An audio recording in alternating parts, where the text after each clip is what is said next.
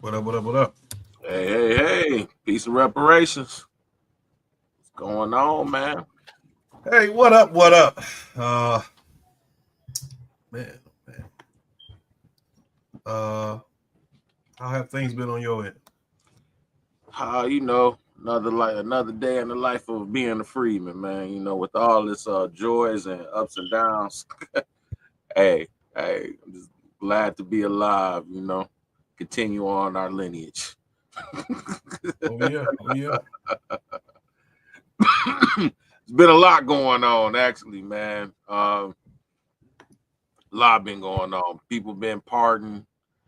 Is what is it? There's been Meg the Stallion and her anti Miss Andress music videos. We got uh we got Tethers, you know what I'm saying, making making make you know uh make acting as us, but we getting the blame for it. Black males. I mean, this is a pretty it's been a pretty crazy week. You know what I'm saying? Um, but it is what it is. We'll touch on a bit of all of it. Yeah. Okay. Wow, man. I uh, I have really, excuse me. I have been looking at the news and keeping up on it. Some of the more eye popping headlines I haven't really been looking at. I've been Hmm. looking at a lot of the like political stuff more so. Saw the mayor of Detroit is not going to seek reelection. Going to be running as a write-in candidate. Not a write-in candidate. Sorry, an As an independent. independent for governor, Yeah. yeah, I saw that as So well. thought that was interesting. Yeah, Um, I think that's really a sign because I believe he's a lifelong Democrat. That's really a yeah, sign yeah, of yeah, the way the Democratic Party is tarnished. I yeah, think, uh, yeah, yeah. at least in Michigan, and he can see that. And I think probably that has some it probably has some reflections of the country at large, and he might be able to win that way. In my opinion, I don't know how you think, but I think running as independent, he might find some success. You know, I think he's not the kind of guy to do it because, like you said, man, he's been a Democrat. I mean, he came up through the whole MacArthur. I'm sorry, McNamara. McNamara. I'm sorry, McNamara. You know what I'm saying? A Democratic school of thought or house, uh, for lack of a better word, or words, shall I say, to try to describe it, but camp, right? Same kill, the Kilpatricks, Kwame himself, everyone's tied to him. You know what I mean? It would and him to try to run away from being, what he's, always have been, but I would see the Republicans doubling down. Really, he would probably get to a general election, and some I've heard, stated that why he's doing that because he probably wouldn't be able to survive a Democratic primary. So hence, this will ensure that he makes it to the general election as an independent candidate. That's some things that I've heard as well, or critique or analysis of why he's doing the independent. But I could agree with you, like you said, the Democrats, they're tarnished and kind of cancerous, or what have you. And it just goes to show, the duopoly politics of this country you know, is is just BS, man. It really is. It just is just really. I don't see really a path forward if we continue to, you know, go this route, and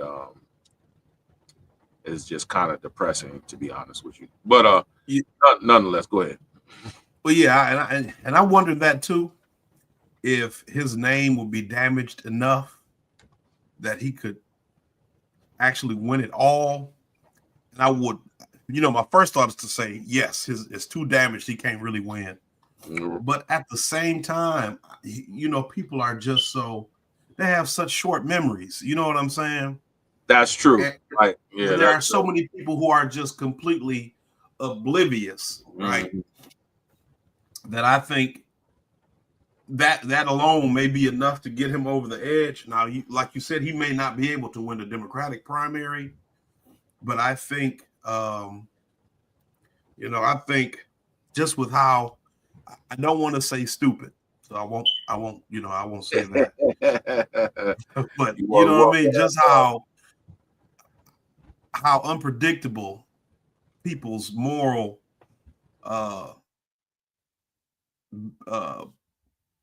behaviors can be, I guess. The moral consistency can be.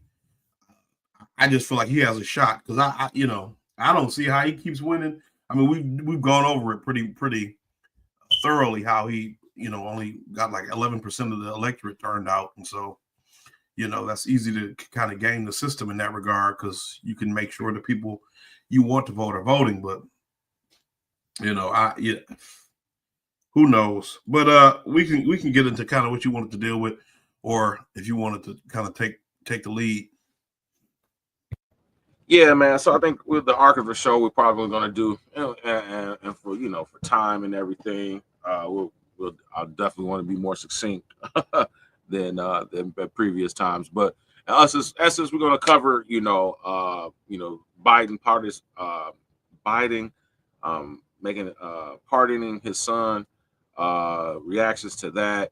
We'll transition into some, again, the Meg Thee Stallion, misandry, black male misandry, and then we'll cover, again, some stuff that's happening in the the gender war space, and then that'll be what my contribution as far as that's concerned. Yeah, so yeah, let me go ahead and I'll share my screen real quick. Let me see here. We go over an article talking about how Biden pardoned his son. The thing that he said he wouldn't do. and like the video you shared, Jon Stewart had a pretty good take on this. Do you want me to cover that? Or you want me to show that? Because I wasn't. But or no, you just want to talk about it. It's totally up to you. If you want to share it, you can. If not, we can just talk about it. I mean, we can always just direct people to watching it themselves if they want to get more context. If you don't feel like covering this, no big deal. I'll pull up the video you got right now, your screen share. Yeah. Well, first I was just going to read, cover the article. Okay. So, judge in Hunter Biden tax case calls president's pardon statement an attempt to rewrite history. So it goes on to say, is that a good enough print, or let me expand a little bit more so everyone can see. So, judge who presided over the California tax fraud case against Hunter Biden called out the president for mischaracterizing and minimizing the charges against his son and announcing why he was pardoning him. The Constitution provides the president with broad authority to grant reprieves and pardons for offenses against the United States, but nowhere does the Constitution give the president authority to rewrite history, says the U.S. District Judge Mark C.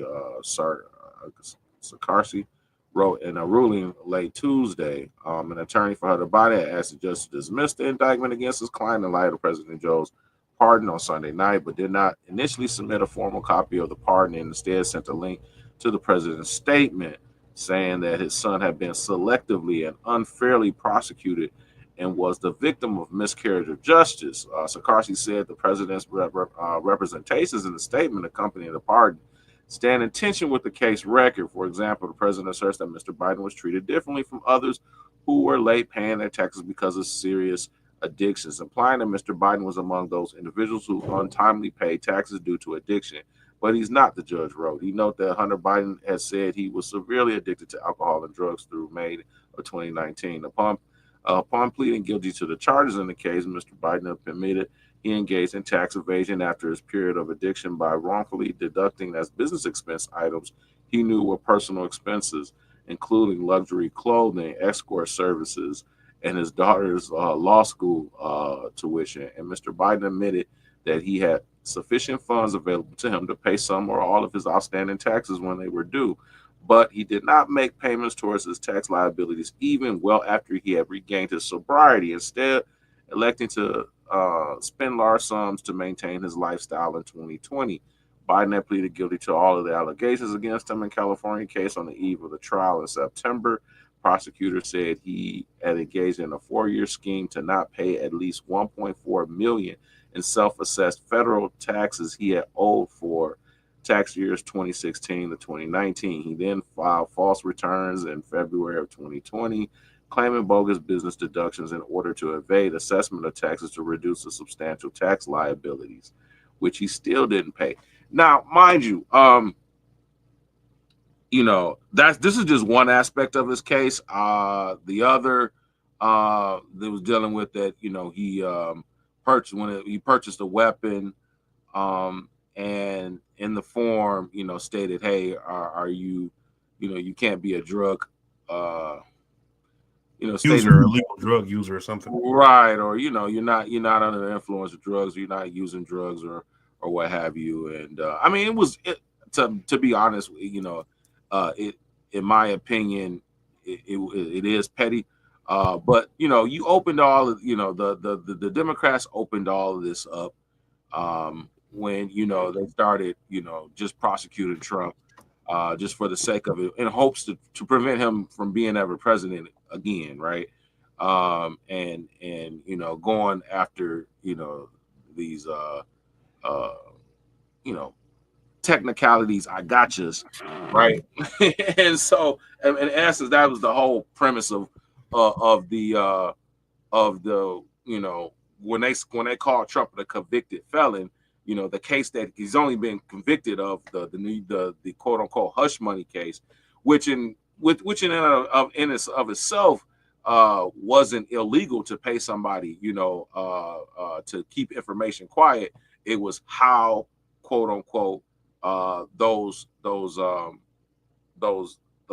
charges were filed, during the taxes. This is like how they went after Al Capone, right? It's a it's what I mean, we can't get you for one thing, but we'll get you for this, right? You know what I'm saying? Through the tax law or whatever the case may be. Again, a technicality or what have you. And didn't they upgrade the felonies or something to make them misdemeanors? They were supposed to be misdemeanors, and they made them like Class D felonies, which is the lowest felony class in New York State or something. Yeah, so, it was,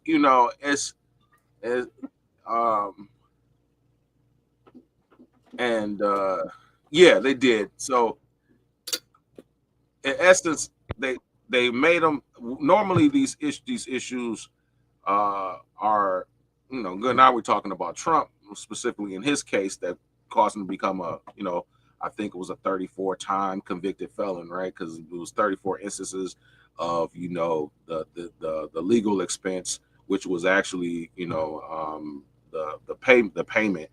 It was hidden. The $150,000 I think payment or whatever was basically itemized out 34 times, and so really it was just one. Really, that wasn't even a crime, but the paying of the money to Stormy Daniels wasn't a crime, but more so the accounting of it, how his attorney filed those to make it look like it was a legal expense, done on to basically to hide the actual payment, or what have you, and this is again, this is way more. You're talking about $1.4 million. Federal taxes that were that were not I guess filed correctly. Another thing that Biden's son was that's just one aspect of it, right? Another thing that he was liable for was Hunter Biden crimes. Yeah. another thing was he was a lobbyist on behalf of somebody with Ukraine, and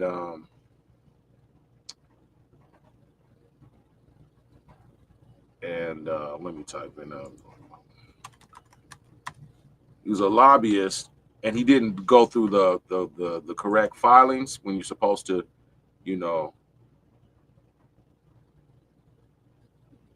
So yeah, this is one. So prosecutors claim Hunter Biden once agreed to lobby U.S. on behalf of Romanian businessmen, right? So federal prosecutors allege in a new court filing Wednesday that Hunter Biden agreed to lobby U.S. officials on behalf of Romanian businessmen facing criminal investigations back home. However, prosecutors, I guess I need to bring this up as well. So all of this is all gone now. You know what I mean? By Biden's ability to, Biden pardoning his son, these issues are going to go away ultimately. Says the federal prosecutors, they said the new accusations came from special counsel David Weiss, who's prosecuting Hunter for alleged tax evasion. So it was the tax evasion, the lobbying issue, not filing as a lobbyist once he agreed to do so, as well as the gun charges, right? Him purchasing a weapon and basically misrepresenting on the main document when he purchased a weapon that he was a drug addict, right? He covered that up or what have you. And the significance still of what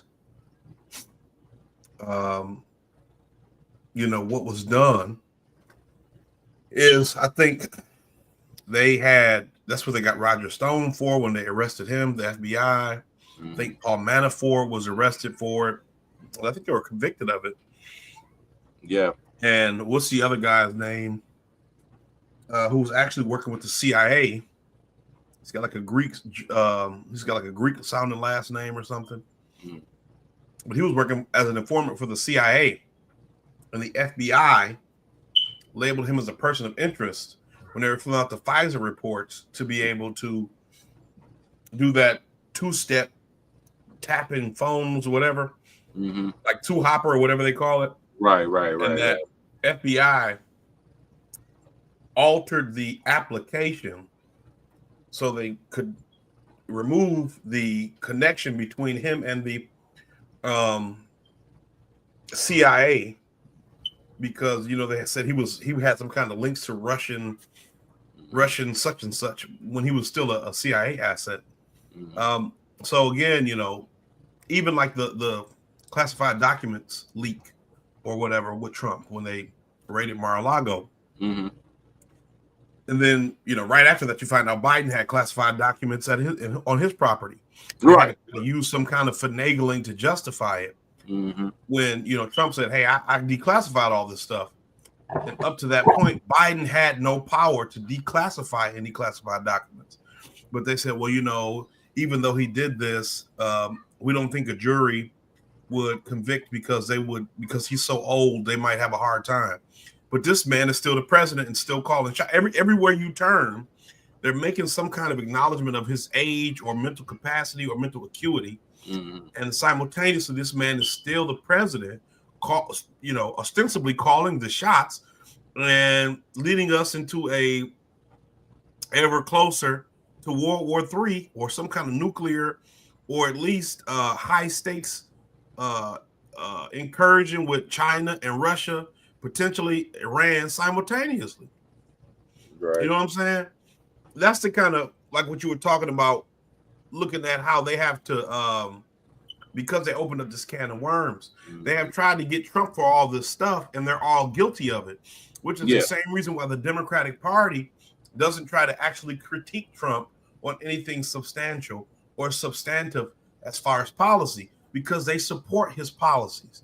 Right? When he moved for example, when he moved the capital from Tel Aviv to Jerusalem in Israel, you mean all of them supported that on both sides of the aisle. When he bombed Syria, right, both sides of the aisle supported that. when Right. he killed Yeah, that that general, Iranian general. right. Yeah, they all supported that. Yeah. So they don't have any critiques of his policies. They have critiques of his personal style. And this is Right. the only reason why they really don't like him. Right. Yeah. I mean, yeah. Right. They don't have any critiques, or and nor do they offer anything substantive, different from that. It's just like just a nicer version. You know what I mean? That a more faked, nicer version, clutch your pearls version of the same, policy and American hegemony. You know what I mean? Like it's no different. They have this. Ultimately, they have the same corporate, and high special interest backing and bosses as the Republicans do. That's why we, say the duopoly or the uniparty. It's basically the same thing. Like you said, it's just style that is different, right? I mean, obviously Trump is, from outside Washington. He just has a certain style. He's a demagogue. You know what I mean? And he has a cult following, whereas you really don't really see that on the Democratic side. If the Democrats had that, best believe they would deploy it. The closest they have to that maybe is Obama, but he's already, there's nothing that he can do now, outside of, wag the finger at black men. That seems like to be his main calling during election cycles. But outside of that, I mean, he did what he did their bidding, right? and so there's nothing else, he could do from a legislative standpoint or a policy standpoint. You know what I mean? So all to say, yeah, those were the three charges Biden pardoned them, and so we got here finally. Some of the people in the mainstream media are starting to realize, where we go, Charlemagne the God, who's normally a Democratic shield for the most part, but even he's recognizing the hypocrisy of again, the uniparty, the two-party system, you know what I'm saying? And we're going to cover a little bit of that. Obviously, fair use. Fabulous. You were on here for it, and we all read it, Get Honest or Die Lying, is a lot about how we need to have meaningful conversations with people we disagree with. That's kind of your MO. And recently, you went on Nikki Haley's podcast, who you don't agree with on everything. You agree with her on some things, others you don't. And you've said that people like Nikki Haley and Gavin Newsom, who very likely may run for president in the future, are doing something that all candidates should be doing. What do you mean by that? Well, 2028 is going to be another presidential election, and I think everybody needs to start campaigning now. And the way they start campaigning now is by making real connections with people, right? I think, Gavin Newsom has been doing a phenomenal job in the media because he goes on Fox News. He did the debate with Ron DeSantis. I'm sorry, I got the wrong one. Here we go. Charlemagne the God has been a vocal force in the media throughout the 2024 presidential race. Say that line was taken out of context. I know it was, but it went on to become one of his most effective campaign ads. I'm also featured in one of his campaign ads. Donald Trump, what is it? Donald Trump supports, what was repeatedly saying he would never do it. And a lot of people are saying that it's hypocritical, et cetera, as if the other side doesn't do it. But what's your reaction to it? I mean, I think all of the criticism is valid because, Democrats stand on this moral high ground all the time. And, they act so self-righteous. The reality is he didn't have to say anything in regards to, whether or not, his son wanted to be pardoned. He could have said, hey, man, I'm not focused on that right now. But since they were calling Trump a threat to democracy, and they were saying that, nobody's above the law, but they were speaking about him. That's what they were running on. So when he kept saying things like, nobody's above the law, I respect, the jury's decision in regards to my son, he didn't believe that. But he didn't have to volunteer that lie to begin with. I'm going to stop you for a second. So again, I think again, I don't agree with a lot of stuff that Charlemagne, the guy, says, but that he was on point on that one. You know what I mean? He's 100% on point on that one, and it illustrates what we've been saying. Like, honestly, these parties are the same people. They're all from the same, billionaire class, professional managerial class. You know what I'm saying? Their aims is to serve their, not the interest of the American people. They want to act as if that's what they're doing, but in reality, they're there to make you may make the 1% corporate and special interest, donors and wealthy, more wealthy at the end of the day, and all this stuff is performative. This whole idea that there is quote unquote a left wing and a right wing, you know what I mean? Especially within those two parties. In essence, we have a center right party and we have a far right party. The Democrats are a center right. Basically, they're Republican light. They are what the Republicans used to be in the 90s, and freaking and now the current Republican Party is just basically a Trump fanboy cult. You know what I mean? Far right, and far right when it comes to social issues. And funny enough, Trump really has, as far as his economic policies, are much more, in line with what the Democrats used to be back in the 70s and 80s when it comes to, using tariffs. You know what I'm saying? Using tariffs as threats. But in all actuality, it's kind of too late for that. That's meant to protect, U.S. Industry, but there is no U.S. industry for the most part. It's all been farmed out to, overseas and offshore. So if you really aren't, really trying to pump money into actually bringing these production lines back into the United States wholeheartedly, you're just playing games, really. You know what I mean? And we saw that where Trump has already went. He said during the campaign he was going to raise tariffs on Chinese products up to 60%. Now it's down to 10, right? And it's all a threat, to make them do what I guess what he wants them to do, which will do yet. That's yet to be seen. You want to talk about the clip? We want to go. I could continue on with Whoopi's response. Maybe you want to say something to that. Yeah, I want to say before we get to Whoopi, I want it to be known. A lot of people don't know that she's got like one of the largest collections of racist caricature, like iconography or whatever. Yeah, like mammy artwork or whatever. Minstrel show. I don't know. Yeah, I don't know why she has it. I don't know what her reason is. I can't remember.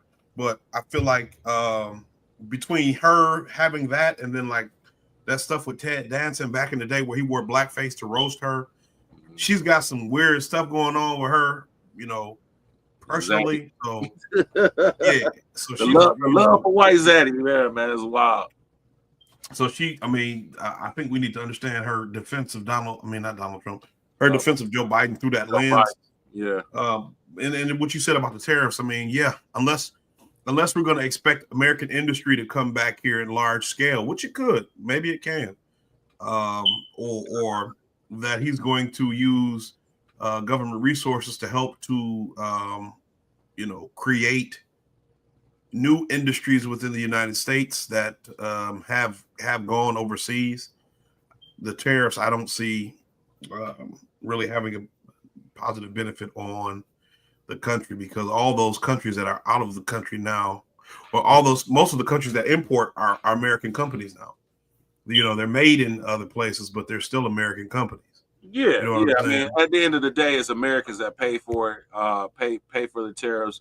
It's going to cause inflationary costs. It's going to increase inflation for the most part, because bro, you'll be hard pressed to find something that's that is made in America, right? I work for Amazon. I'm doing seasonal work for Amazon, and basically my job is to package. I won't say package, but basically move items that come into the sortation center to smaller boxes, or boxes that are being, I guess, distributed out. We like the last final line to the customer. And almost all the products, I see everything in there, man, from basketball rims to kitty litter to everything. You know, anything you can imagine that could be possibly shipped. You know, it gets shipped. You know, people order from off of Amazon, or or they, also a lot of businesses use Amazon to basically to ship their items to other people. So either Amazon or indirectly through other customers.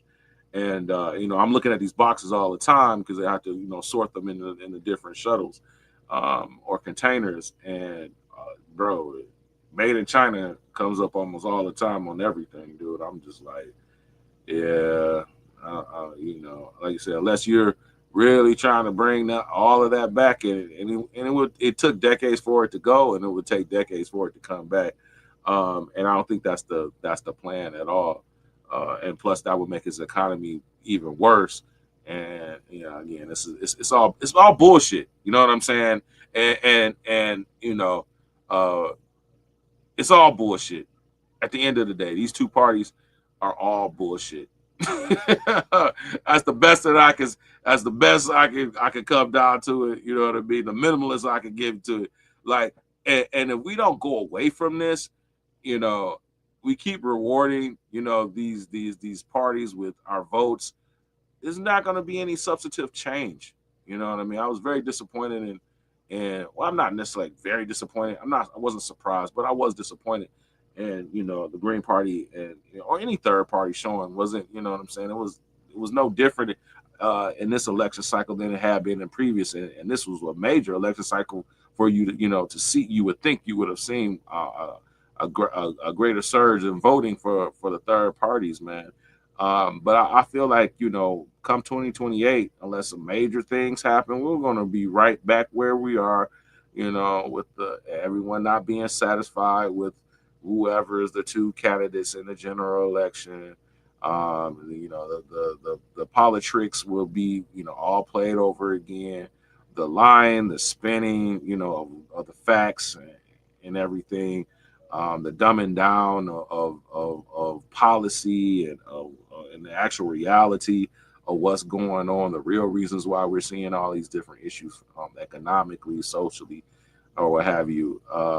They're just going to do just the quick the sound bites that are catchy, but really really don't address the problem. That's just going to be.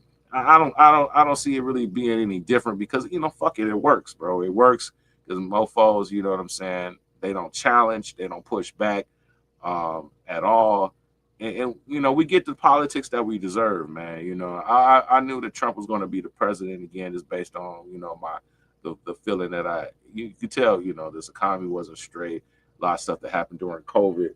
The identity politics wasn't working this time, or what have you. The dissatisfaction. I could tell that months even before Biden dropped out, that Trump was going to win again, or had a good odds of winning again. And I just don't, sorry, I'm going down this diatribe. No, but they said, I know they were saying, Biden's internal polling showed that Trump was going to have like 400 electoral votes if he stayed in that versus the 312 that he got. Yeah. And that's nuts. Yeah. Like, you can't really justify him staying in the race so long, but at the same time, and I always say this, I know you already know this. Mm-hmm. I was a Bernie supporter, and the way that the party, and everybody got around Joe Biden to make sure Bernie Sanders didn't win. Right. I mean, this is what you said. This is what you deserve. Yeah, man. As a nation, we get whoever the president is at any given moment, as far as I understand it in my lifetime, fits whatever it feels like is the national mood. Like the president is, I don't know if the president is, because we elect our presidents, like they have those in like Japan and stuff, and even in the UK. I can speak about those two countries where they have like, the Victorian era or the Elizabethan era or whatever, or in Japan, they'll say the Showa period or the Edo period or whatever, the Meiji era. Mm-hmm. And so those are periods of imperial rule, or in the case of the UK, like whoever was the monarch or the emperor or whatever, the head of the monarchy, the head of state, and how they affected or dictated the national mood, the national identity, national characteristics. What kind of public works projects did they undertake? What kind of national decisions did they make as it pertains to maybe infrastructure or art or military or trade or whatever? Right. And because we theoretically elect our president, I feel like we elect the person who best fits the national mood. And I think, Biden, Trump was indicative of where things were in 2016. And in a way, I feel like he's indicative of those same issues in 2020 in a different way because his terms were non-consecutive. I think, had Trump just been president from 2016 to now, we'd be in a different. Yeah, we'd be in a different position. Yeah. But I think historically, you would look at his presidency in a different perspective. You know what I'm saying? I think the fact that he won again after 4 to 6 years, depending on how you want to look at it, 4 to 8 of pretty constant antagonism from the mainstream media, from the Democratic Party, from the Republican Party, and people still voting for him again, or him still winning. I say theoretically we elect president because the Electoral College and all that stuff. But like he still won, and I feel like they have tried to downplay it. They've tried to downplay it now with how many votes and how the votes are coming in, and the margin has shrunk, and the Democrats flipped the last House seat, so the margin in the House for the Republicans is lower, even though they won the Senate by whatever they won the Senate by. But none of that matters because on election night, Trump won by 5 million votes. And on election night, they won the House by 10 seats. You know what I'm saying? And that's the memory we're going to have. That's the memory we're going to have. Kamala Harris was an unequivocal failure, at least as a political candidate. And so, that's something they're going to have to try to fight to figure out. But, this is the president that we've got again.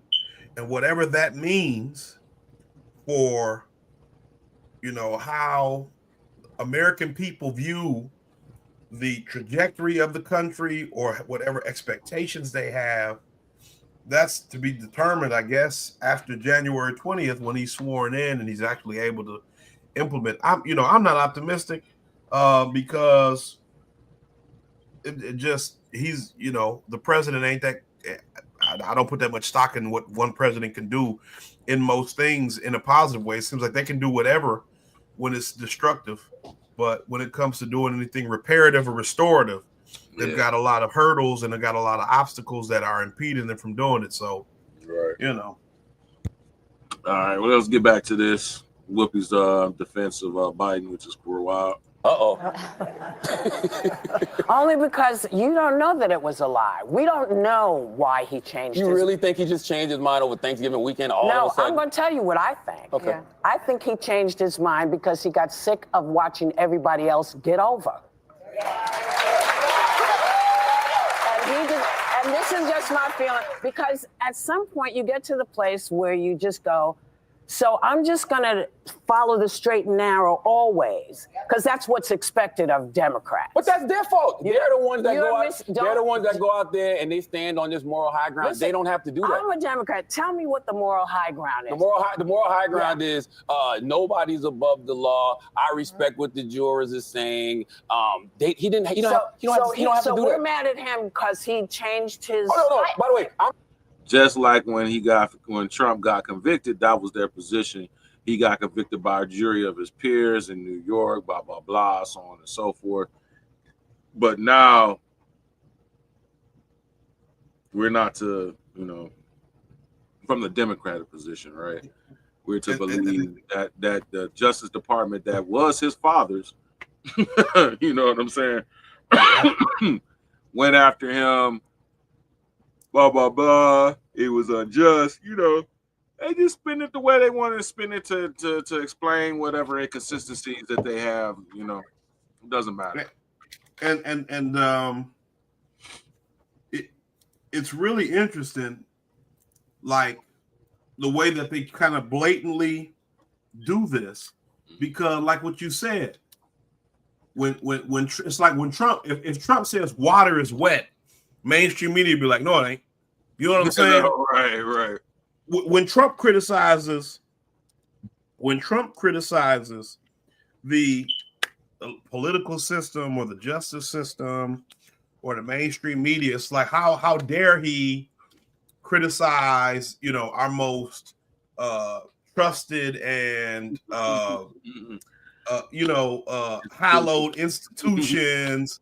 You know, he's trying to undermine the credibility of the Supreme Court or the whatever. But then when it's Joe Biden, and like you said, he's the president, these are his appointees, or they're at the very least, it's his Justice Department, right? They're apparatus of the federal government that he worked in for almost 60 years. Yeah, part of the executive branch, which he's the chief executive officer of.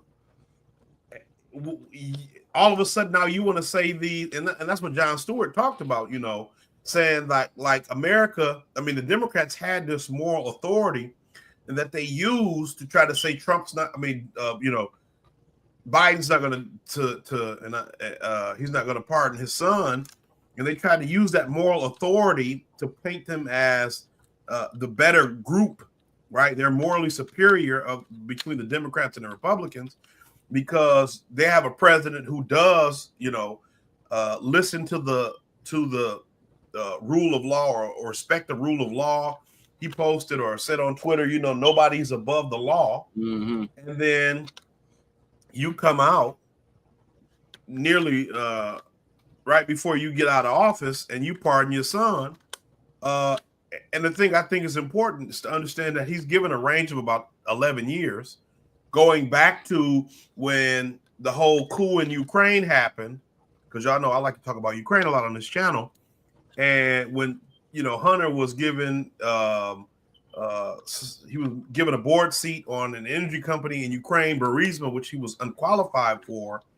And Donald Trump was trying to get Rudy Giuliani to find all this information, which is why he was impeached in the first place the first time under Zelensky, when he was trying to figure out if, you know, that video of Biden where he's bragging about firing that prosecutor who was investigating Burisma, if there was anything to that, if there was any kickbacks given to Joe Biden, like that meme is out that says, you pay taxes, we give that tax money to Ukraine, Ukraine gives that tax money to Hunter, and Hunter gives that money to me, you know, because it's a devious process, right? Nancy Pelosi's son is involved in Ukraine. Mitt Romney's son is involved in Ukraine. John Kerry's stepson is involved in Ukraine. And that's just the 4 most high-profile people that I know. But you've got this trail of corruption that goes back to the 2014 coup in Ukraine. And just so coincidentally, he's been given 11-year a range of 11 years for a pardon for crimes known and unknown. And nobody thinks it's strange, right? The laptop, which had all this incriminating stuff on it. Right. That you know, 50 intelligence officials said it was false. It was Russian. I don't see how a laptop can be Russian properly. Like, that never made sense to me. But as we all know, the mainstream media said it, and people just repeated it on the ground, breathlessly, thoughtlessly. And so Whoopi Goldberg here is a super mammy. So she's defending this again uncritically, because, you know, she knows where her biscuits are buttered. And Charlemagne is making a good point for a change. And here we are. And what's not being said, and which we're going to touch upon, is Crime Bill Joe, or Jim Crow Joe, as Kamala famously named him,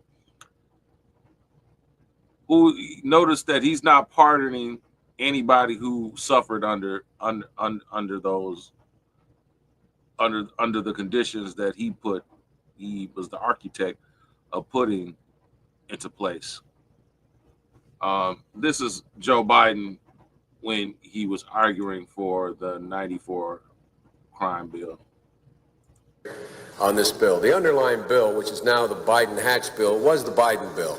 A guy named Biden wrote that bill, and he wrote that bill by going down and sitting down with the President of the United States of America, not with his Attorney General, not with anyone else, with Bill Clinton, President of the United States of America, who between the time he got elected in November until the time he was sworn in, called me at my home on 6 separate occasions. And he unfortunately doesn't need a lot of sleep. Sometimes literally, and I say this on the record, as late as 11:30 at night, to discuss why I wasn't moving quicker on the Biden crime. Clinton, the Clintons, who brought in this helped bring in this neoliberalism, also pushed through NAFTA that, sent a lot of our jobs to, Mexico and overseas, right? It wasn't the beginning of it, but it was definitely an important decision or a piece of legislation that helped further spread globalization and the deindustrialization of America. So it's funny that, he brings up Clinton. I mean, because ultimately Clinton was the president when it was passed. But let's go ahead and continue on. Crime bill from before. I sat with him, not with his Attorney General. He wanted 100,000 policemen. He does not view this as a social issue as opposed to trying to bring peace and security to the streets. As governor of the state of Arkansas, he presided over, as governor, the execution of individuals within the state and the death penalty. He supports the death penalty. He is the fellow who insisted that I bump this up from initially to when I said, where are we going to get the money? He said, well, all I know is I want 100,000 cops. I made that commitment. He had endorsed the. So again, Biden single-handedly, I won't say single-handedly, it was a lot of people, but him being the architect of this crime bill and many others, and we're not going to watch the whole video. It's like 10 minutes and 31 seconds. I'm gonna skip around. But the culture, when we talk about defund the police, right? When we talk, when the whole, BLM protests, Ferguson, demilitarization of the police, so on and so forth, he helped usher in that whole atmosphere, right? So, and it's going to segue. We're going to segue into the Meg Thee Stallion thing, right? Ultimately, black men were the by far disproportionately the victims of the environment that Biden and Clinton helped put into place or heighten. Like I said, they didn't start it. This country's been like this since we landed on here, right? Especially post emancipation and Civil War. We've always have been, victims of the cardinal state. But they, in modern day terms, they really ratcheted up. And yet and still, black men, we're just cannon fodder, right? Even though, and we saw plenty of the reactions by many black women, to Trump winning the second time. And even though black men were second, only the black women by not much. I mean, what black women voted for Kamala Harris at 92% clip. Black men did it at an 87% clip. What's that? 12 minus 7 is 5, right? As a 5%, 5%. But you had them coming on, on social media, blaming black men. I mean, even prior to the election, even when soon as Kamala Harris was named the presumptive nominee for the, due to Biden's endorsement, we were being blamed, right? But yet again, we are always the victims of this, but everyone could, everyone forgets,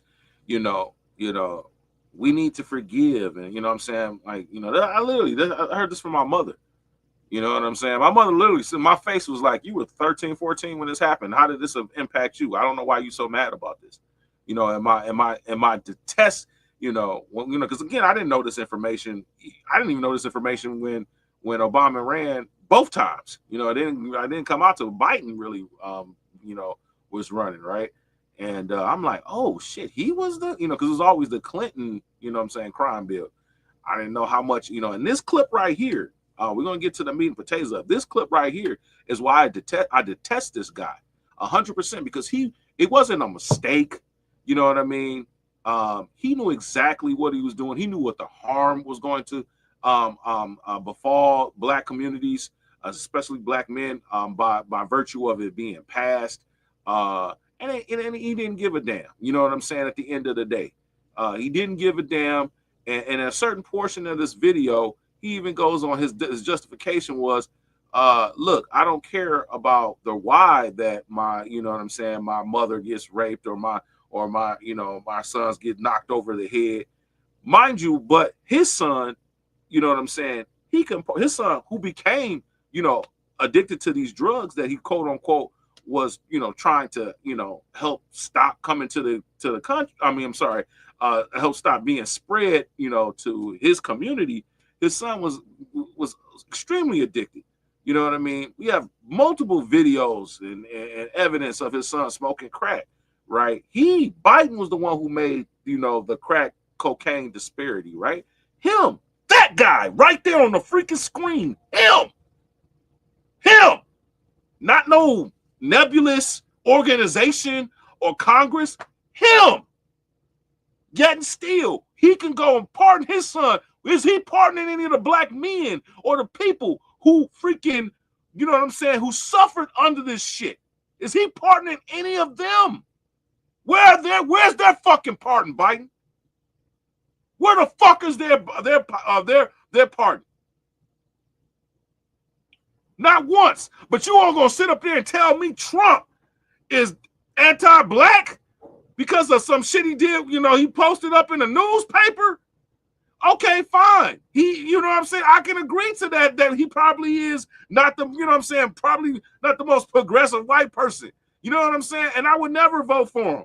But at the end of the day, you can't tell me freaking the devil himself, in my opinion, you know what I mean?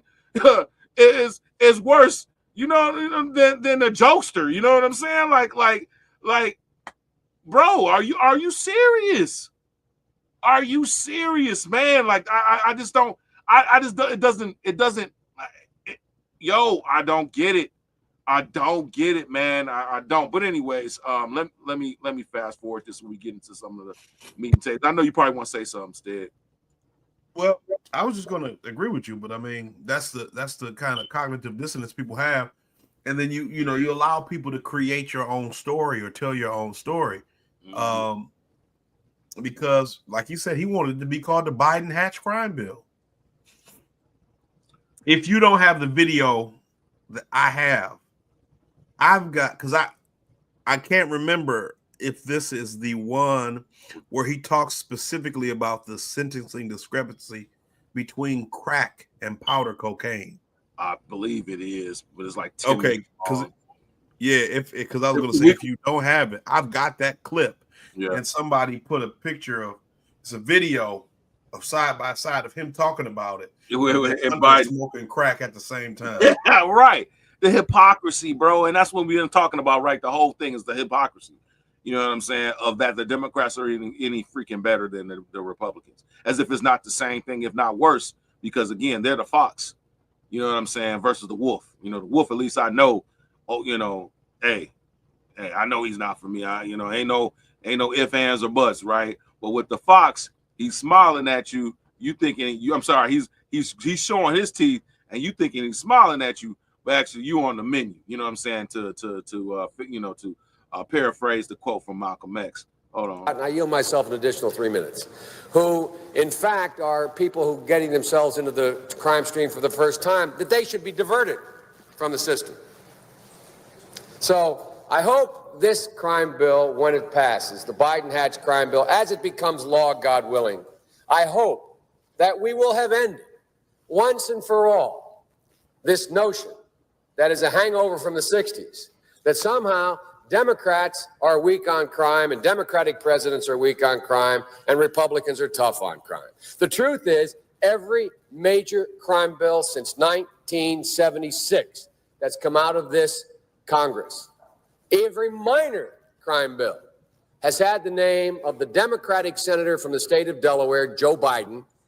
So it's not just one. Right. It's not just one. That's what I'm saying. Like, you can't. This dude has been like, you know what I mean? Like, bro, this is Darth, bro. This is beyond Darth Vader. This motherfucking emperor. You know what I'm saying?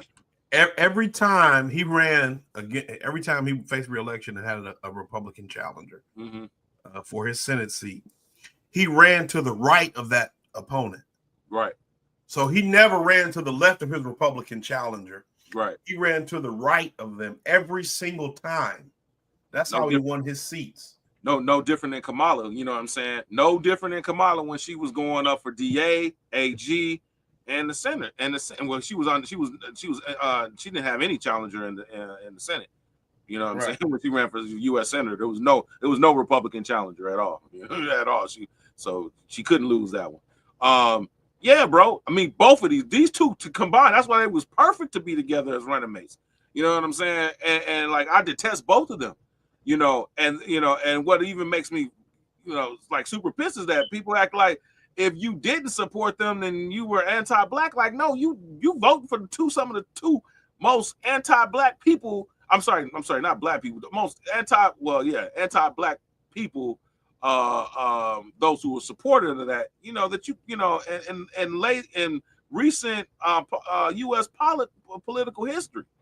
Well, let's go on that bill, and has had a majority out of the gridlock category, and moved into become socialized into the fabric of society. It doesn't matter whether or not they're the victims of society. The end result is they're about to knock my mother on the head with a lead pipe, shoot my sister, beat up my wife, take on my sons. So I don't want to ask. Right. The son that became a freaking major dope head. Not no little like, hey, he smoked some weed sometime. Major dope head, man. Heroin, freaking, you know what I'm saying, cocaine, this whole you name it. Dude was, you know what I'm saying, and getting millions of dollars all at the same time, because of his connection to you. You know what I mean? Nepotism at its best, bro. Where did the people who were the victim of this crime bill or bills, as you stated, where was their sympathy? Where did they get, you know what I'm saying? They were able to, have somebody, to soften the blow of their mistakes. Or their circumstances, and like I said, you very well knew what this was going to do. He goes further on, and then we could switch to your clip specifically. Because I don't know where in this he might state that, but I'm sure it is. This is it. What made them do this? They must be taken off the street. That's number one. There's a consensus on that. The Democratic chairman of the Judiciary Committee, the Democratic president of the United States of America, the Democratic attorney general, the Republican leader of this effort, Senator Hatch, the Republican senator from Texas. We all agree on that. Now, we can find some fringe folks in the study groups on the right wing and left wing, libertarians and left wingers in my party who say, no, that's not what we should do. But politically, that consensus has been arrived at. I acknowledge there was not that consensus in the 60s. There is today. There's a second thing that we all have agreed upon, and that is unless we do something about that cadre of young people, tens of thousands of them, born out of wedlock, without parents, without... he knows who he's talking about and who's he talking to. Because who's born out of wedlock at these numbers? He's talking about black people. This is just a dog whistle. You know the thing I think is so interesting. Mm-hmm. His son got a baby with a stripper in Arkansas. Right. Everything he said applies to his son. Right. Only difference is his son got a senator who became the president for a father who could bail him out continuously. Everything he is saying applies to his son. Every single thing that he is saying in an attempt to dog whistle racist about black people applies to his flesh and blood child. Right. Everything. Without supervision, without any structure, without any conscience developing, because they literally, I yield myself 3 more minutes, because they literally have not been socialized. They literally have not had an opportunity. We should focus on them now, not out of a liberal instinct for love, brother, and humanity, although I think that's a good instinct, but for simple, pragmatic reasons. If we don't, they will, or a portion of them will, become the predators 15 years from now. Like your son did. Well, I guess I don't know. I know he was quote unquote a predator, but he definitely benefited. I mean, you know, from your connections. Go ahead, bro. Yeah, go ahead. Yep. Well, I was actually just trying to cue it up. Are you done? Or you still want to show more? Because I'm done. You can go ahead, but you notice this is the exact same one. I just don't know where it is in this one. Yeah. But go ahead. Go ahead. You can take it. You can take control and show it. All right. So here's this with Hunter, and so this is for educational purposes. You showing my screen, I believe. Okay. Right. A piece of crack That's a cocaine, different day. no bigger than this quarter. It's a different day. You can tell by the different outfit. Yeah, you can tell by the hair. Because I got another one of him talking about the crime bill too. Okay. If you have I was muted. I said I got a couple videos of him talking about the crime bill. Right. So I got another one, but I won't bring it up. But when he's talking about the Democrats in the 60s and all, he's talking to Bernie Sanders because Bernie Sanders is in the Senate. And if he's not in the Senate, he's in the Congress at this time. He's in the House of Representatives at this time. And he's saying that there needs to be more compassion. We need to understand how people got in this position and whatever. So he's speaking to Bernie Sanders. Mm-hmm. Bernie Sanders has a history of at least talking a good game. Now, we saw when lights was on him and the pressure was on him and he had an opportunity to actually put something into motion, he caved under the weight of the moment. But he's always talked about the issues. But here I'll rewind it and then I'll play it. If you have a piece of crack cocaine, no bigger than this quarter that I'm holding in my hand, $1/4 of $1, we passed a law through the leadership of Senator Thurmond and myself and others, a law that says if you're caught with that, you go to jail for 5 years. You get no probation. You get nothing other than 5 years in jail. Judge doesn't have a choice. Under our forfeiture statutes, the government can, take everything you own, everything from your car to your house, your bank account, not merely what they confiscate in terms of the dollars from the transaction that you've just got caught engaging in. They can take everything. I don't care why they become a sociopath. We have an obligation to cordon them off from the rest of society. They are in jail, away from my mother, your husband, our families. So I don't want to ask what made them do this. They must be taken off the street. Why would he even film himself smoking crack, bro? Like, somebody said that they think it's some kind of Freudian thing and like they secretly like him and his daughter, because Biden's daughter wrote that diary about when she was like 9, she was taking showers with him still. Yeah, she was like, I was way too old to still be taking showers with him, and then she left it somewhere. Right. And they were saying like they think secretly they hate their dad, and like this is their way of getting back at him by, because I ain't never seen nobody. I've never heard of no crackhead filming themselves smoking crack. Yeah, like, that's the wildest thing in the world, bro. Yeah, I've never seen it either, dude. You know what I'm saying? Not them doing it, not them recording themselves. Maybe somebody else. Like you've seen people record themselves doing wild stuff, right? Robbing people, all kind of stuff. Right. You ain't never seen nobody, smoking crack and recording it, and countless times. But yeah, and so that's the thing for me with the hypocrisy. I cannot support a man who I know has put forth laws that destroyed our community, right? Intentionally, as we've seen him say. And like you said, with all the dog whistles and all that stuff. And then you want me to vote for him, and you want me to act like Trump is the most evil man to ever live. Right. You just got to have a logical consistency for me. If Trump is no-go and persona non grata, so is this one. Right. We need to have a revolution at the whole political level, because now we've just got 2 evil choices. And there are 2 choices that I can't personally pick between.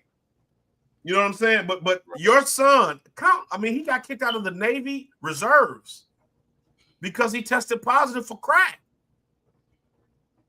He crashed a rental car on the way to Las Vegas or on the way to LA from Las Vegas, and they found a crack pipe in it. You know what I'm saying? And time after time after time, they found cocaine or crack in the White House. You see what I'm saying? Name me. I know none of my family who used drugs like that would have gotten those kind of chances. But name me one of your family members who would have gotten those types of chances. And now it's a public health issue. It's been a public health issue, but you weren't saying that when you were telling us specifically. You didn't care how they got that way. They were psychopaths or sociopaths, and they need to be put in jail. Put your son in jail too. Right. Lock him up and throw away the key too. Hey, but obviously he has the power to prevent that from happening, and that will never happen, man. You know what I mean? And again, this was all at the, he was able to build his career off of these crime bills, right? One of, and amongst other things that he did as a senator from Delaware, he was really lobbied up with credit card financial industry money. I mean, that's why a lot of banks and credit card companies are you know what I'm saying, in Delaware, headquartered in Delaware. He was very pro that movement. He's responsible for changing the laws that you can't write off student loans in bankruptcy. He was okay, yeah. So like all the evilness, all the evils and ills that we're seeing, as a result of this economy, the Democrats are just to blame as the Republicans are. The repealing of Glass-Steagall, where we have this, corporate media, conglomerates that was under Clinton. Like I said, NAFTA was under Clinton. The demonization of black women, the Welfare to Work Act, all of that was under Clinton. Like, you know what I'm saying? Like this whole push, in essence, the Democrats have been trying, like you said, push further to the right. They've been trying to chase this, their elusive, suburban, working class, white, demographic, since they lost them to Reagan. You know what I'm saying? They've been trying, the fact that you had Kamala Harris, campaigning with Liz Cheney versus just appeasing, what I'm saying, those who wanted her to, have a stronger stance on Israel. But they're like, screw that. We don't, we know we're going to lose the Arab vote. We know we're going to lose certain demographics. So we'll just, try to go for, quote unquote, the never Trump Republicans that never manifested, which led to her loss. You know what I'm saying? But this whole idea, and that just goes to show, like, what I mean, these people, although these, and then the Republicans, I think they're on purpose, they purposely, try to act as if that Biden and whoever gets put up as the Democratic nominee, right? They're always a centrist for the most part, vanilla plain, because obviously they would never get that position if they weren't. You're never gonna see some real change from the Democratic Party, real leftists, real socialists. You know what I'm saying? Democratic socialists. You're not going to see that happen. I mean, you saw the closest you have is Bernie, and you saw what they did to block him out, right? And then, they parried the Democratic, side as being, quote unquote woke, which I hate, which is the wrong term, tense term of that. I hate that fucking saying. Brandon them, this is just a fucking game, bro. That's all this shit is, man. It's just a game. Even like they try to say, oh, Kamala Harris, Joe Biden, you're communists. Like, bro, get out of here, man. Right. Communists, get the fuck out of here. Most people don't even know really what communism and socialism is. It's just a bad word now.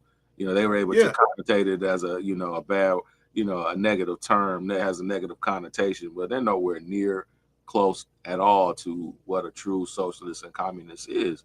Far from it. Because their policies would be doing something really to promote the social well-being and economic freedom of the working class people, if that really was the case. Not this lukewarm bullshit about $6,000 for child credit. These fringe solutions, these barely impact solutions on the edges that doesn't address the core problems that really corporate greed is the main issue why we have the economy that we have. Corporate greed is the reason why these the news media is jacked up like it is. Manufacturing consent, you know what I'm saying? Noam Chomsky, honestly, bro, it's depressing. But with that being said, again, black men have always been the cannon fodder to the system, and unfortunately, our own counterparts will engage in such misandria. So I would like to, if you could bring back up the screen real quick. So this is Ches Sharday.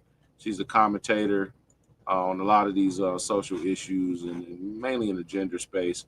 And she kind of covers here, the latest video done by Meg Thee Stallion and Florilla, I believe is her name, or something to that effect, called Rocksteady. Incredibly problematic, be given in a catchy package. For those of you who need context, Meg Thee Stallion and Flo Milli just released a music video called Rocksteady.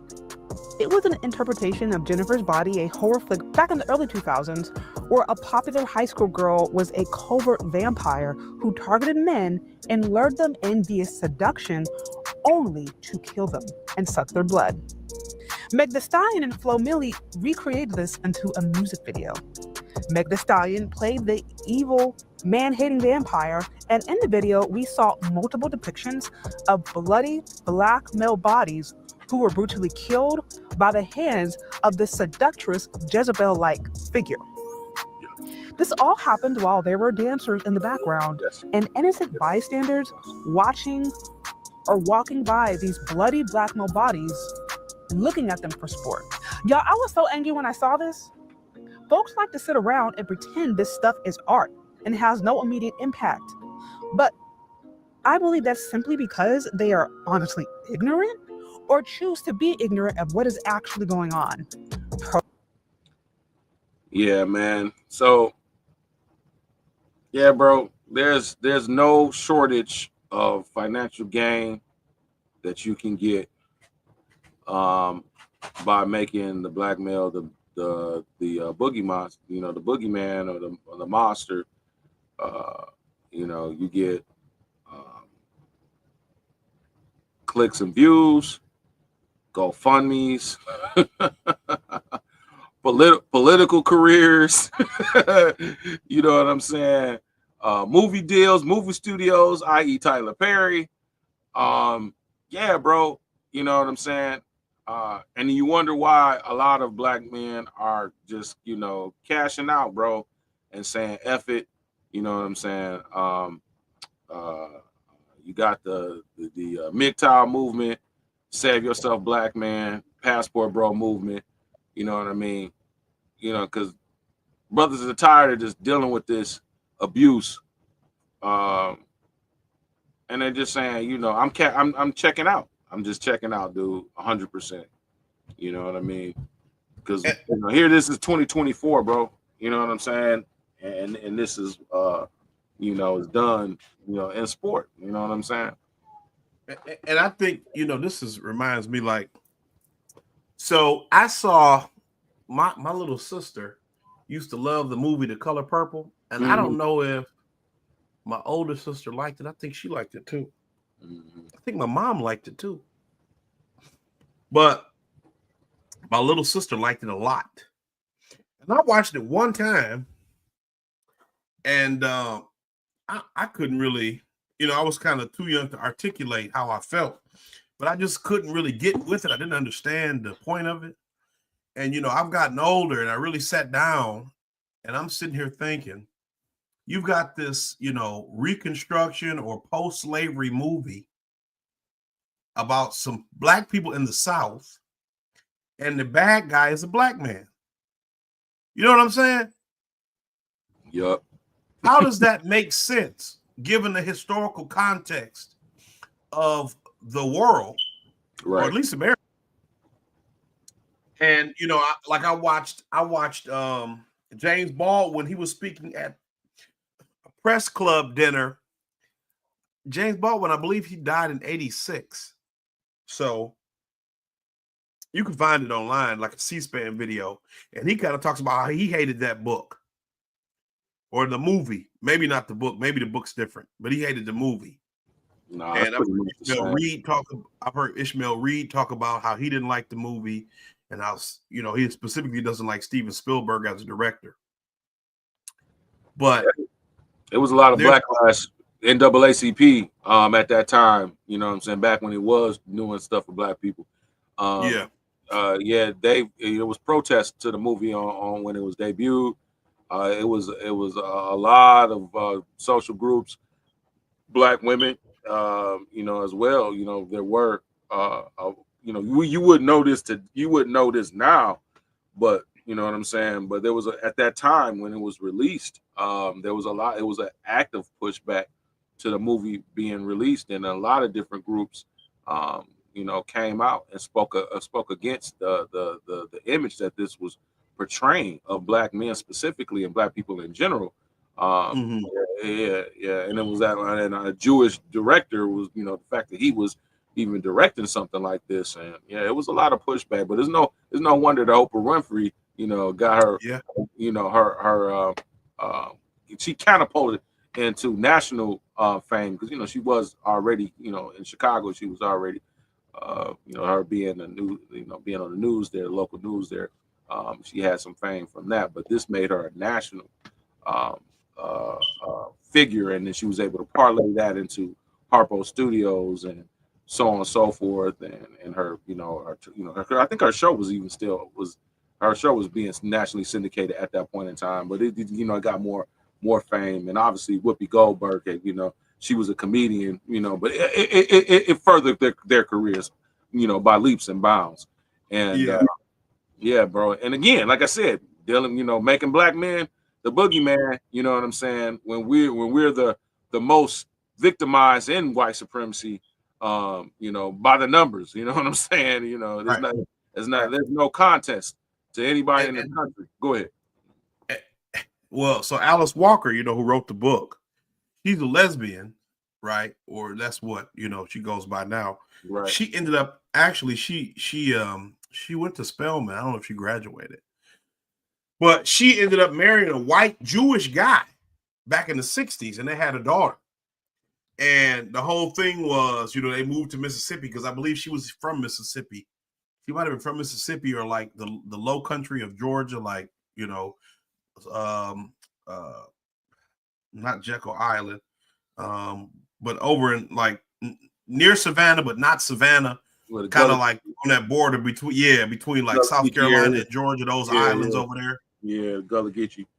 And they moved to Mississippi. And the Mm. whole thing was she claims that they got into a relationship because they wanted to push back against segregation. So she married a, you know, like basic divester babble, where you trying to justify, you know what I'm saying? So you married this white Jewish guy and it didn't work out, and then you became a lesbian. You know what I'm saying? Because whatever bad experiences you had with black men in your life up to that point, you have projected on all of us and continue to do so through your art. And so, you know, yes, you could, you know, think about For Colored Girls, that movie back in the day. Think about Precious. Any movie where you make the black man the villain, especially if it's artwork made by black or gay black people or black women, you're able to do that, and it's promoted and it's groundbreaking. Because I'm even thinking of that movie. I never saw it, but Moonlight. I haven't really seen any of these movies. I saw some of Precious. I saw Moonlight. I was thinking it was something else, and it was like, oh my god, bro! I was like, are you kidding me, bro? That's what we going with this, like you know what I mean? Yeah. And so they always try to make it like there's some revolutionary or groundbreaking paradigm shift that can be made through. I guess they would consider it subversive black art, but it always seems to find its way or wind up being a way to debase black men. You know, at the bottom of it all, that's what it is. It's, you know, Dave Chappelle talked about it. Even when they wanted him to wear a dress in Blue Street. As long as your artwork can debase black men, it can be a runaway success, even if it appears that otherwise it should be throwaway content. You know what I'm saying? And so, you know, maybe this is her way of trying to cover herself after the stuff came out about her and Tory Lanez actually having a relationship, even though she lied to Gayle King. And so maybe this is, you know, her penance or whatever for doing that. But yeah, you know, Dr. Deason Johnson talks about it a lot. Dr. Tommy Curry talks about it a lot. You can find a lot of spaces online where men who are advocates for black men and young boys are showing the statistics and the data to illustrate the ways in which black men and boys are essentially left out or locked out of opportunity in this country. So yeah, I'm not aware of this song, but I'm not surprised about it. It's brand new. It's brand new. Yeah. Like I said, I watched the video after, you know, this came up in my feed or what have you. And it's a trash song, to be honest with you. But it really is not that good to be, you know, I ain't really like it. But yeah, it's more of, you know, her and the lady basically is talking about what they can get, you know, them sleeping with, you know, men, you know, the proverbial yo man or whatever, and he does this for me and I get him and blah blah blah. You know what I'm saying? All of the images are, you know what I'm saying, guys lusting, you know, these guys lusting for them, and then, you know, they're killing them, you know what I'm saying? You know, they're vampires and they're killing, you know what I mean? You see this, you know, image of this guy in the bathroom stall or what have you, you know, neck is blood squirting out of his neck, and you know what I mean? And just people are, you know, like that one scene right here, this is what she was referring to right here, like this scene where this guy is, you know, obviously laid out, you know, blood, you know, all over, you know, and just everyone's just casually just, you know, hey, another Negro man dead or whatever, you know, no big deal. Dancing, listening to music, her rapping, blah, blah, blah, so on and so forth. Yeah, you know, it's whatever. Yeah, I was gonna go and parlay into talking about the tether thing, man. But it's getting late, man. It's already 9:36. We've been at it for about an hour or so. You know, I don't have anything further to comment on or talk about at this moment, man. If you want to wrap it up, I'll let you do. Hey, we got brother Ernest joined us, Black Contraband. Thank you. Great Hey. show. Thank you. Thanks, man. Appreciate it. No, I mean I don't have anything new. You know, the Joe Biden thing is always kind of a thorn for me because I have family who was affected by the drug laws. So, you know, a lot of people try to act like the pardon isn't a big deal. And a lot of people try to act like the drugs thing isn't a big deal. And, you know, maybe they operate at a higher moral plane than I do. They have been able to transcend the limitations of normal human emotions like anger and, regret and holding grudges. And I'm not there yet. And so I got a lot of work to do, maybe. But for me, you know, I wish the man nothing but the worst, him and his son and his family. And you know, obviously I have no power, spiritual or cosmic, that I can use to do anything. But if I could, I got a pocket full of pennies and I'm looking for a wishing well. You know what I'm saying? Because, you know, I just, it's the clearest example of corruption. Not only because of the crimes he's accused of committing, the broad, you know, because I looked into it even, and they said, you know, the only person who'd ever been given a pardon this broad was Nixon. So a former president. He was the only one given a pardon this broad that covered crimes that were unknown, you know, that he couldn't come back and be tried again. But you've given this. So I've even seen some places that it could be challenged on the grounds that it isn't within the bounds of what is acceptable, even though the president has the right to pardon somebody. Do you have the right to preemptively pardon somebody for crimes that are yet unknown? I mean, the president, a former president, is a special case, right? But for a civilian who's just the son of a president, a notorious crackhead F up, I don't know that you get that same consideration. I'd like to see. Again, we'd have to see how that all works out in the Trump administration. I'm not optimistic, but I'd like to be proven wrong, because I think, you know, he needs to suffer the same consequences we all have to suffer.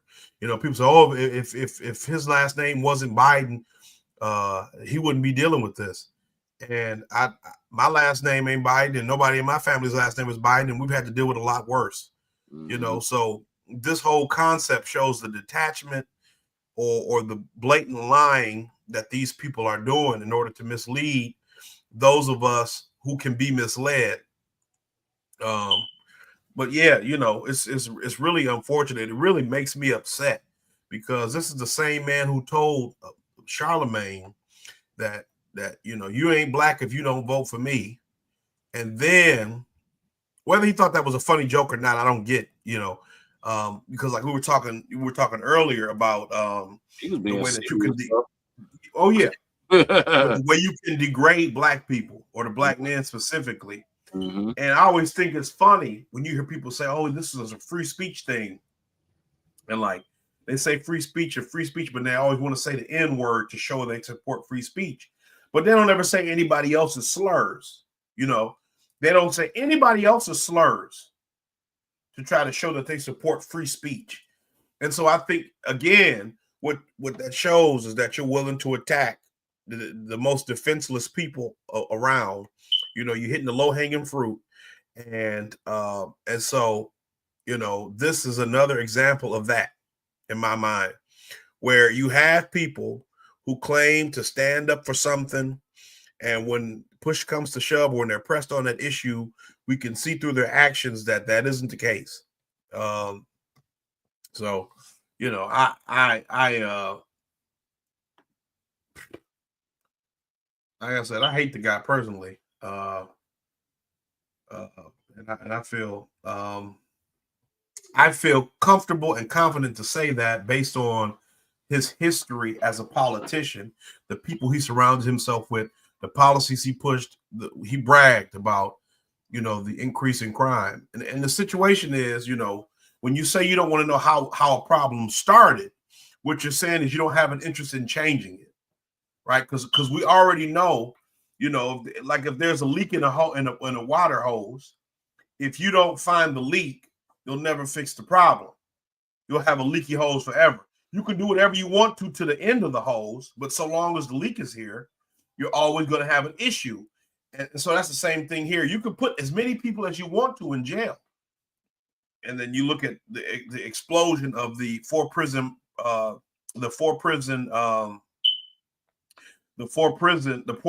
prison system that we have under Joe Biden, under Bill Clinton. And so,